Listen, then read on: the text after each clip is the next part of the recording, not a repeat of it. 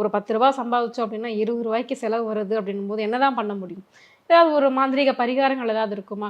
பூஜை அறையில இதை வைக்கலாம், இல்லை உங்க பர்ஸ்ல இதை வச்சுக்கோங்க அப்படின்ற மாதிரி ஏதாவது சொல்லுவீங்களா? அந்த மாதிரி ஏகப்பட்டது இருக்குது.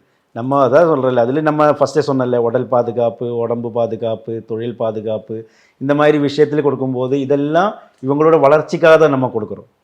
நம்ம வந்துட்டு அதில் ஒரு பிஸ்னஸ் சம்மந்தமான விஷயத்துக்குன்னே தனி ஒரு அச்சரம் இருக்குது.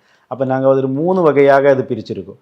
அதாவது தொழில் பண்ணுறது, பெரிய பிஸ்னஸ் பண்ணுறது, வேலை செய்கிறது, அதே மாதிரி உடம்பு ப்ரொடெக்ஷனுக்குன்னு சொல்லிட்டு 3 அச்சரங்களை ஒன்றாவே கொடுக்கும்.